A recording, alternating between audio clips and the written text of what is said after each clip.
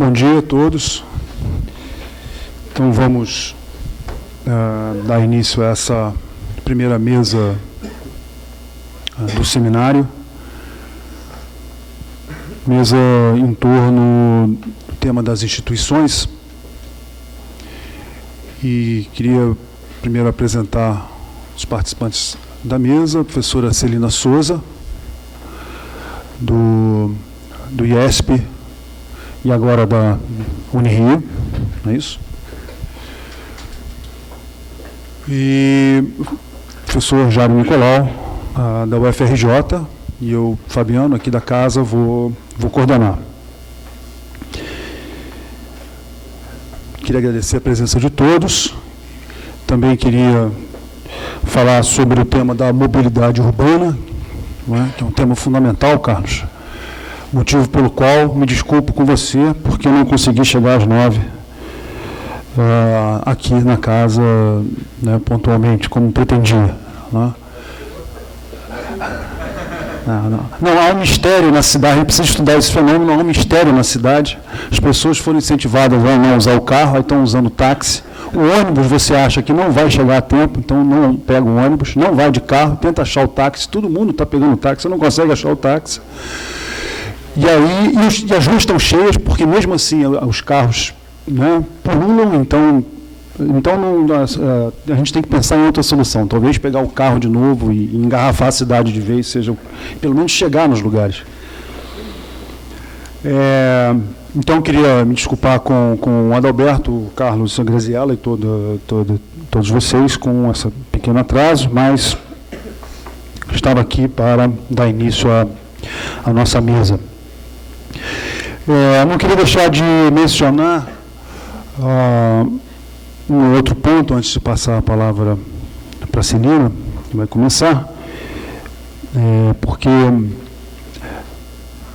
deixei a diretoria da ABCP agora em 2012, não é isso? E não posso deixar de manifestar a respeito do projeto. Nós da diretoria fizemos algumas coisas, mas sempre permaneceu essa questão de um registro, de um balanço da trajetória da ciência política no Brasil. Conseguimos fazer alguns documentos, nada muito vibrante, nada muito de grande respiração, divulgação a respeito do estado da arte da pós-graduação e da produção nas associações, ANPOX, ABCP, mas nenhum documento mais consistente e efetivo que pudesse servir de guia, tanto para os cientistas políticos, quanto para os colegas das outras áreas, ou para o público mais amplo. Então, essa iniciativa e a concretização agora da memória da ciência política no Brasil é uma conquista toda a comunidade, e acho que toda a comunidade deve reconhecer e parabenizar o trabalho que o Milani e o Leonardo e toda a diretoria atual estão levando à frente nesse sentido. Né? E uma nota importante é o depoimento que o Carlos deu sobre esse momento em que foi convidado para fazer parte da chapa, eventualmente como secretário executivo, que acabou sendo nessa direção. Então, esse depoimento, nesse momento, ele perguntou, mas um livro que pudesse, né, me guiar, me informar a respeito da trajetória e tal, e a resposta, eu lembro muito bem, foi exatamente: você está sendo convidado para fazer esse livro. Né? Essa exatamente era a ideia do convite. Então, a gestão anterior teve uma participação fundamental, né, na gestação do projeto. Né? Isso é então uma anedota, mas eu queria registrar a importância, né, e o prazer de estar aqui nessa mesa participando desse projeto. Isso é um primeiro ponto. O segundo ponto é especificamente sobre a área de instituições. Né? Eu tive na coordenação da área de instituições há algum tempo atrás. Né? Eu vi a área crescendo, né, uma demanda muito forte, né, de trabalhos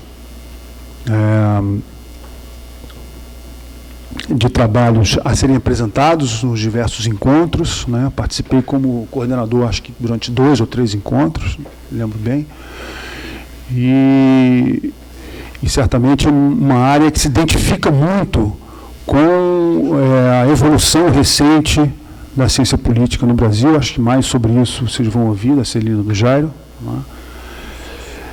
Mas queria antecipar, introduzir também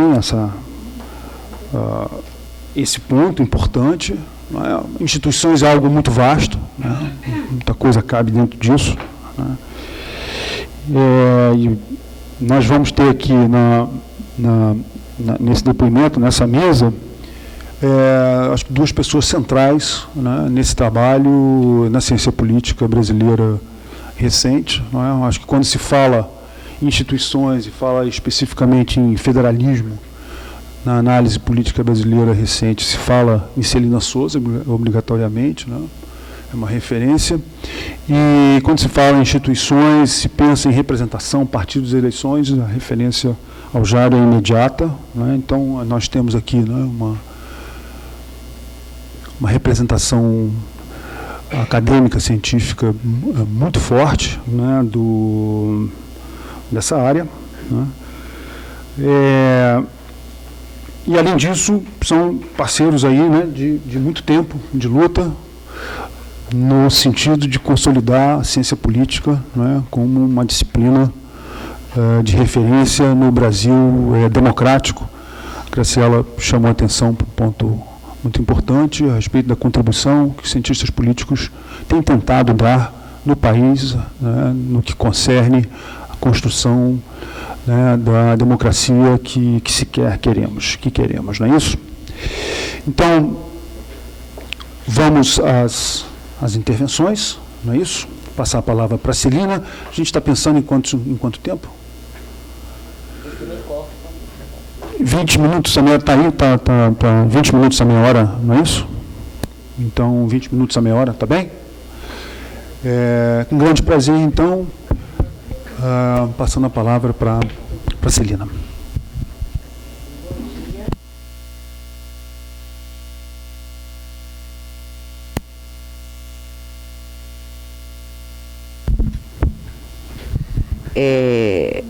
Um enorme prazer estar aqui para começarmos a fazer o balanço da nossa área. Agradeço muito ao Carlos Milani pelo convite. Também é um enorme prazer estar aqui junto com o Fabiano e com o Jairo nessa nossa militância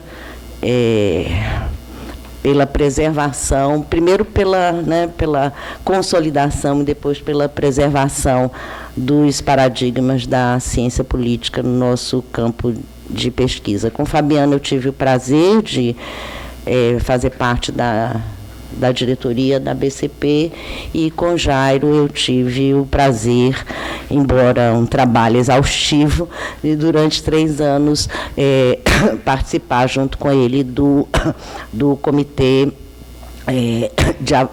comitê de avaliação, não.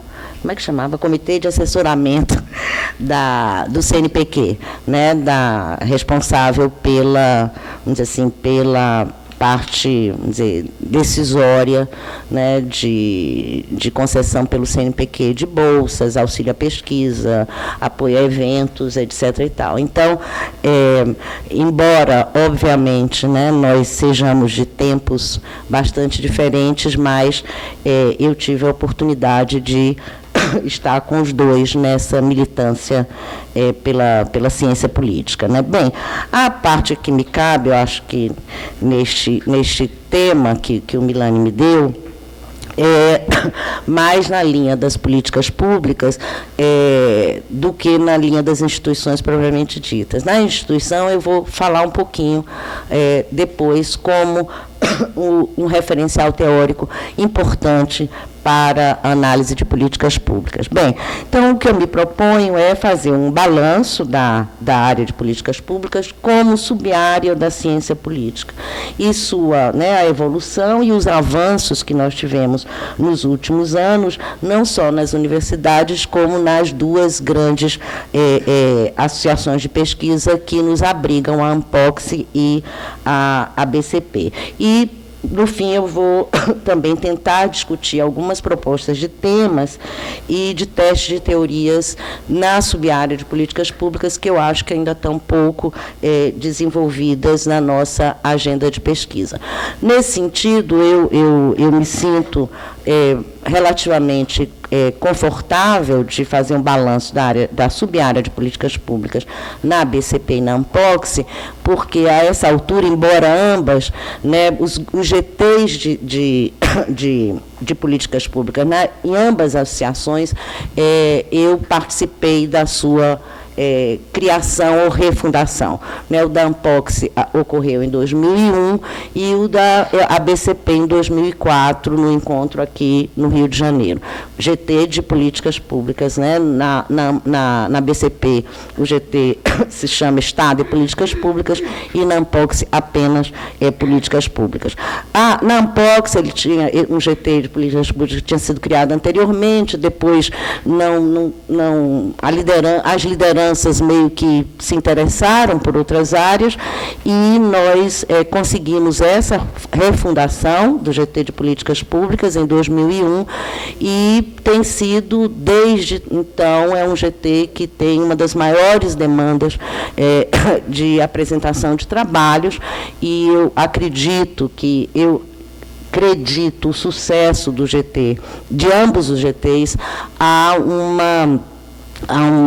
uma feliz coincidência, que nem foi tanto coincidência, nós batalhamos por isso, de que o mesmo grupo de pesquisadores foi responsável pela reconstituição desse GT da ANPOCSE e pela criação do GT da BCP. Então, no início, eram 3 pessoas que começaram com essa batalha. Hoje, no da ANPOCSE, por exemplo, já está na 4ª ou 5ª geração de pesquisadores que iniciaram lá atrás, em 2001, a refundação do GT.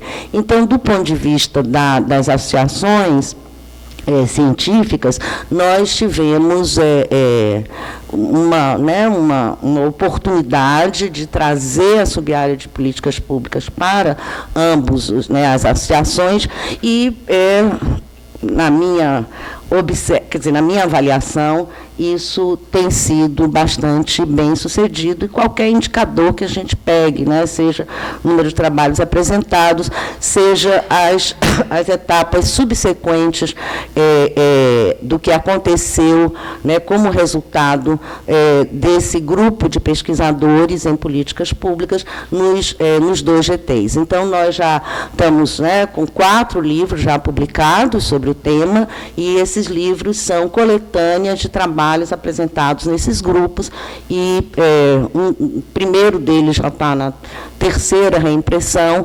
Então, nós temos tido continuamos, conseguimos dar continuidade ao fortalecimento da subárea de políticas públicas tanto na BCP como na ANPOCSE. Mas isso não foi fácil, eu vou voltar um pouquinho atrás, algo que, às vezes, a gente, no comitê do CNPq, a gente tinha vários problemas, Jairo, com um pesquisador que submetia uma pesquisa em políticas públicas. Dado que políticas públicas, a expressão políticas públicas, sem nada adiante, política social, política de segurança, seja lá o que for, é uma subárea da ciência política. E, como subárea da ciência política, a abordagem das pesquisas em política pública, o seu paradigma é buscar explicar por que, como e por quem a política pública foi formulada, não necessariamente seus resultados, etc. e tal. Bem, então, essa inserção da subárea de políticas públicas no Brasil, na academia brasileira, não foi, demorou algum tempo, é uma subárea que nasceu, né, nos Estados Unidos nos anos 30 do século passado, e levou relativamente algum tempo para ser incorporada às universidades e às linhas de pesquisa no Brasil. Na área de governo, a gente, sabendo que políticas públicas não é uma análise do que o governo faz ou deixa de fazer, portanto, o próprio governo tem que se, né, avaliar as políticas que faz, etc. e tal. Essa área, vamos dizer assim, foi inserida nas estruturas governamentais, primeiro também nos Estados Unidos, como ferramenta das decisões do governo, durante a Guerra Fria. Quer dizer, a ideia naquele momento foi juntar um grupo de cientistas das mais variadas áreas, dentro da Rand Corporation, que é considerado o primeiro think tank, né, que existiu, né, a Rand Corporation era financiada com recursos públicos e agregou vários cientistas com um foco de que uma das formas de enfrentar as consequências das guerras poderia ser a aplicação de métodos científicos às formulações e decisões dos governos. E, depois disso, né, acabada a guerra, a introdução da políticas públicas como área dentro dos governos passou, né, a abranger quase todas as políticas governamentais. Bem, apesar dessa, né, começamos lá em 48, o governo norte-americano inserindo a subárea de políticas públicas, e em torno de 30, né, do século passado, tem início as primeiras produções acadêmicas sobre políticas públicas. Nós, né, somente nas duas últimas décadas é que nós incorporamos na ciência política a subárea de políticas públicas, consolidada já em universidades tradicionais, como USP, o FMG, o IESP vai batalhar a consolidação dessa área, né? Mas também como linhas de pesquisa que hoje já estão bastante consolidadas, não só na área de política, na área de ciência política, como em outras áreas conexas, né, mas também agora nova tendência à criação de mestrados específicos em políticas públicas. Isso está crescendo, eu acho que arrisco dizer, de forma exponencial, né? Então, eu acho que a comunidade tem também que, de novo, ficar bastante atenta para, para que isso não se prolifere de uma forma que complique, né, o que nós batalhamos tanto para construir, né, como uma subárea da ciência política. Bem, o segundo objetivo aqui que eu me propus discutir algumas propostas de temas e testes de teorias que eu acho que ainda tem pouco espaço na nossa agenda de pesquisa. E isso é importante porque uma área como a política pública carrega uma história de temas, métodos e teorias muito diversificadas. Então, a gente tem que, meio que ficar refinando aqui e ali para ter clareza sobre o que estamos pesquisando, o que é que nós estamos testando, que métodos estamos utilizando, etc. e tal, e que teorias, né? Então, começando pelos temas, eu acho que, quer dizer, a minha visão, né, minha avaliação é que há uma proliferação de estudos sobre alguns temas, e estudos que não só das linhas de pesquisa dos pesquisadores, mas também de dissertações e teses, mas ainda há uma lacuna em outros temas. Então, eu vou ilustrar isso rapidamente do que eu estou dizendo.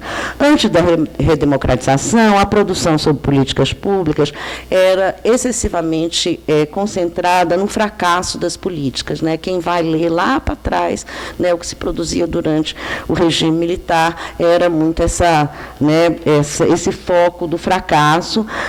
Também era uma marca desse tempo, que as análises eram muito pouco preocupadas com as questões políticas da decisão e da implementação e excessivamente concentrada no pressuposto de que a formulação e implementação de políticas públicas eram processos racionais e lineares, separadas dos processos políticos, né? Havia um total, né, naquela primeira produção, distanciamento da variável política. Com a redemocratização e com a ascensão do PT aos governos locais, essa fase foi interessante. Proliferaram os trabalhos sobre o chamado modo petista de governar. O foco não era necessariamente nas políticas públicas, mas na forma de gestão dessas políticas públicas. E foram também, logo depois da redemocratização, abundantes os estudos sobre formas de participação popular nos governos das cidades. Todos, né, não sei se todos se lembram, mas a produção sobre orçamento participativo foi bastante abundante, né? E um pouco depois os conselhos, análise sobre os conselhos criados para decidir sobre políticas sociais. Do ponto de vista setorial, também a gente sabe, há uma concentração bastante grande sobre a política de saúde. Mais recentemente, estou falando do ponto de vista da ciência política, né, da política pública como sub-área da ciência política, começa também a haver análise sobre a segurança pública, e o Bolsa Família também é outro tema que tem atraído bastante, né, os jovens pesquisadores. Isso mostra, né, por um lado, a adaptação da sub-área à agenda das principais políticas nacionais, mas mostra também uma concentração talvez excessiva, não vou dizer que é excessiva, vou só arriscar um talvez, sobre alguns temas. E enquanto outros temas sofrem alguma lacuna. Então, temas, por exemplo, como o da burocracia, né? Nós temos muito poucos trabalhos sobre a burocracia. Do ponto de vista das políticas públicas, a burocracia, entender a burocracia é crucial, porque ela é a burocracia que participa da formulação de políticas públicas e, principalmente, é ela que implementa políticas públicas. Então, entender essa burocracia, como ela funciona, o que é que ela faz, o que é que, né, é super importante. Outro tema que ainda é relacionado à burocracia, mas que nós exploramos pouco, é o da direção, analisar a política pública de baixo para cima, né? A gente tem já uma produção razoável lá de processo decisório, ou seja, os atores centrais, as instituições centrais, mas sabemos muito pouco quando a política pública chega na ponta, né? Que é implementada pelo policial, pela professora, pelo médico e tal. Sabemos muito pouco o que é que acontece aí nesse mundo, né? Então, acho que nós estamos devendo uma análise que lá o Lipski já nos chamou a atenção desde os anos 80 do século passado, né, que é importante estudar o que está em cima, mas, do ponto de vista das políticas públicas, também saber, né, o que é que acontece no mundo da implementação. Bem, claro que modelos de análise bottom-up, né,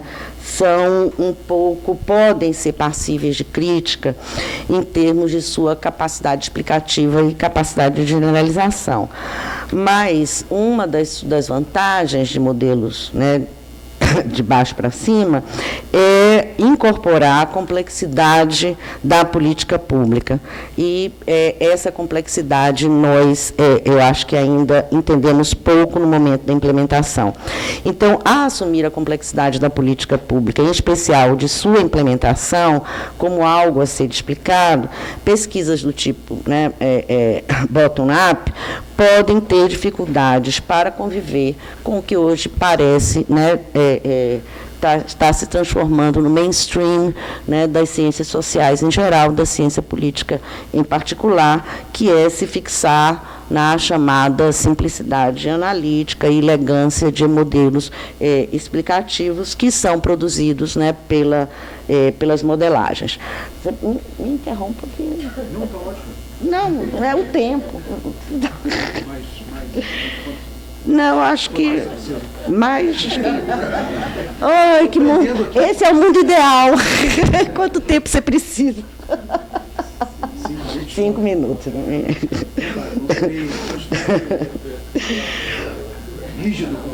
Por favor.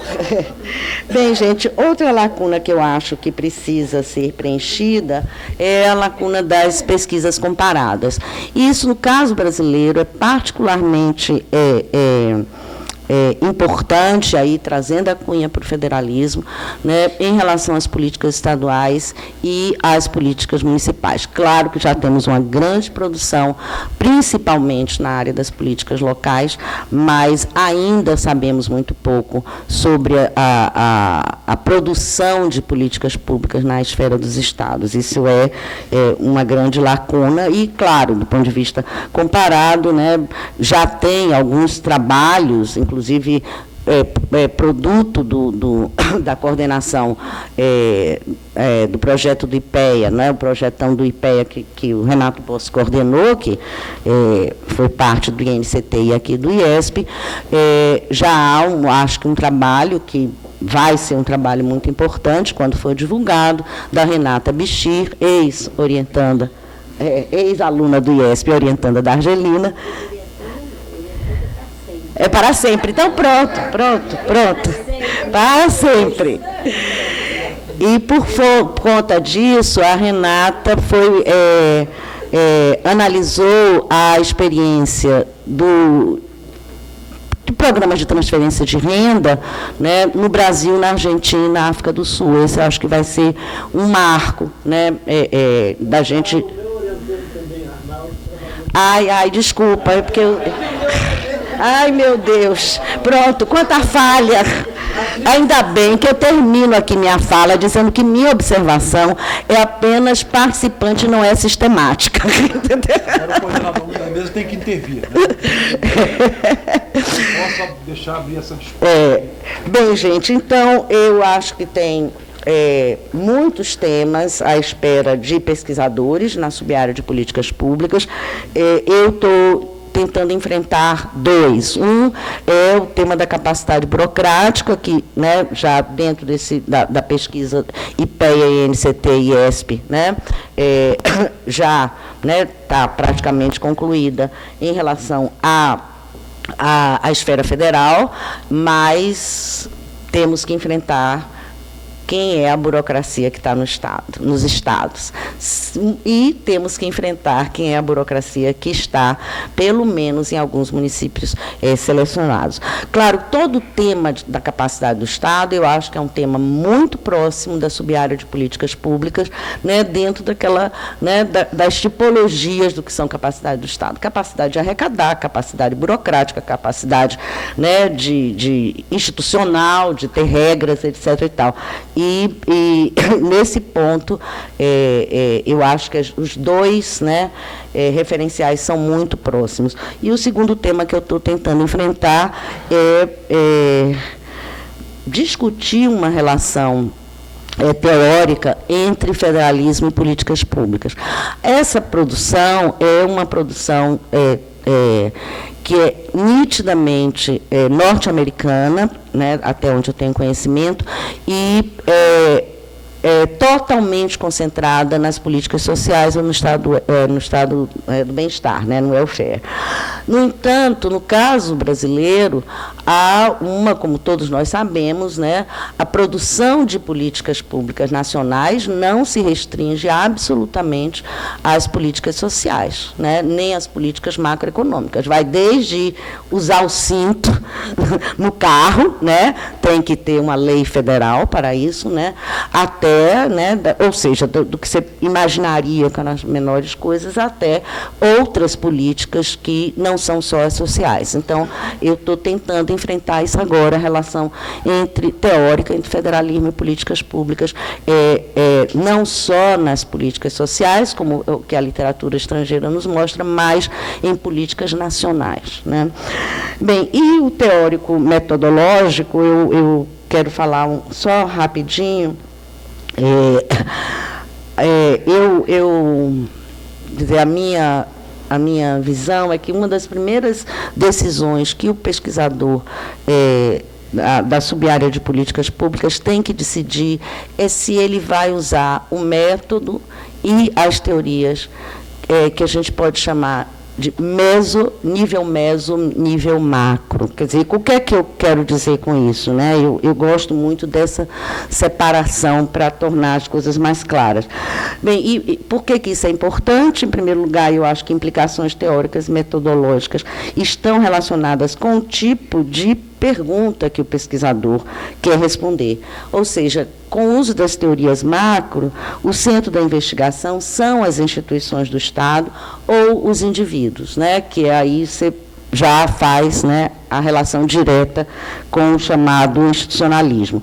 E, nas teorias meso, o centro de investigação é a própria política pública. E vários estudos nessa área avançaram bastante no Brasil. Eu acho que tem testes muito bem feitos da teoria da definição de agenda e tem testes muito bem feitos da teoria das redes sociais, né? Usando a teoria das redes sociais e usando a teoria da definição de agenda. E dentro das teorias institucionalistas também outra, né? A gente não pode sair querendo cobrir tudo em nada, muito menos na área de políticas públicas. Eu acho que é importante a gente distinguir, né, ter clareza que dentro, né, das teorias institucionalistas são que se chamam os 3 grandes Is, né, que relacionam a teoria com as políticas públicas. O I de ideias, né, que é a variável independente, né, que aqui no Brasil já está relativamente testada, mas o trabalho clássico é o do Peter Hall, quando, a partir do I institucionalista de ideias, explica ou busca explicar como o Reino Unido da era Thatcher passou de políticas macroeconômicas keynesianas para políticas monetaristas. O segundo I é o I de interesses, né? Então, de forma simplificada, isso, né, quer dizer os que ganham e os que perdem com políticas públicas, e o foco está aí principalmente nos atores, né? E o I de instituições, onde as negociações são feitas, os conflitos são administrados, ou, em outras palavras, a importância das regras e das instituições para a decisão e formulação de políticas públicas. Bem, eu fico por aqui, espero não ter estourado de novo, né? 2 coisas. A minha observação é mais como uma jurássica da subárea de políticas públicas, né? Lá de 2001, 2004, né? Unpox e ABCP, né? É uma observação não sistemática, mas eu acho que eu acho que, do meu ponto de vista, do que eu consegui fazer na minha carreira acadêmica, eu acho que tive inúmeros fracassos, mas eu acho que a consolidação da subárea de políticas públicas na ciência política, eu acho que foi bem sucedida.